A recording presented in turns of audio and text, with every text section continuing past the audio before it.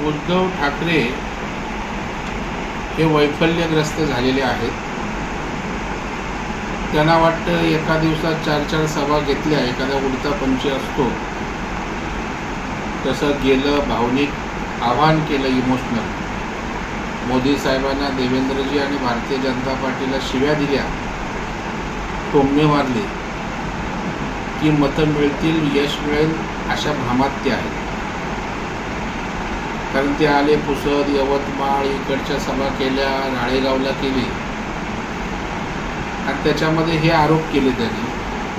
आता मोदी साहेब जुमला आहे की गॅरंटी ही देशातील जनतेला माहीत आहे.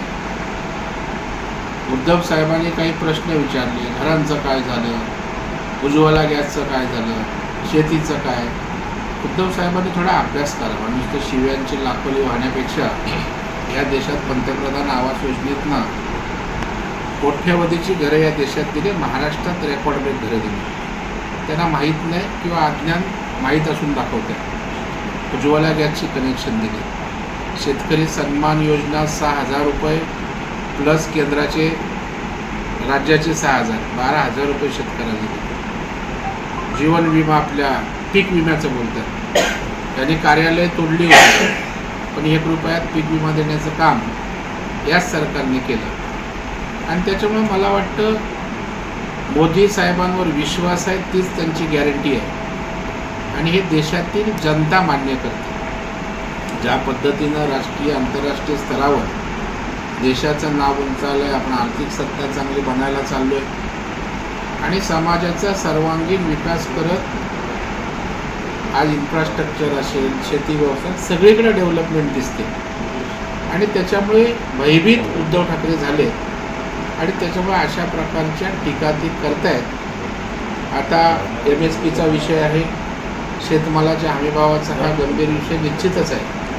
परंतु त्या शेतकऱ्यांना जेवढ्या सवलती त्यांच्या पिकाच्या संदर्भात, मार्केटिंग असेल, बियाणं असेल, ह्या सगळ्या गोष्टी करून शेतकऱ्याचं उत्पादन वाढेल आणि त्याला मदत होईल याचा प्रयत्न सरकार निश्चित करतं आहे. कर्जमाफी त्या ठिकाणी झाली. उद्धव ठाकरेंनी तर घोषणा केली 50,000 द्यायचे, नियमित परतफेड करणारा, देऊ शकले नाहीत. आमचं सरकार आल्यावर त्या ठिकाणी दिलं आणि त्याच्यामुळे अनेक शेतकऱ्यांच्या हिताच्या योजना आहेत. येणाऱ्या काळात हमीभावाच्या संदर्भात सुद्धा केंद्र सरकार शेतकऱ्याला त्या ठिकाणी दिलासा देईल यावर आमचा विश्वास आहे.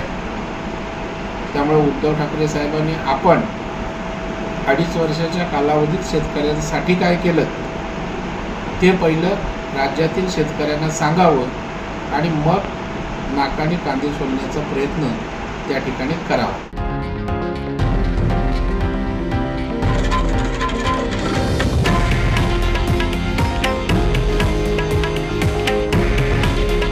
हे आहे देशातील नंबर 1 न्यूज नेटवर्क आणि आपण पाहत आहात TV9 मराठी. काळजी तुमची, हित महाराष्ट्राचं.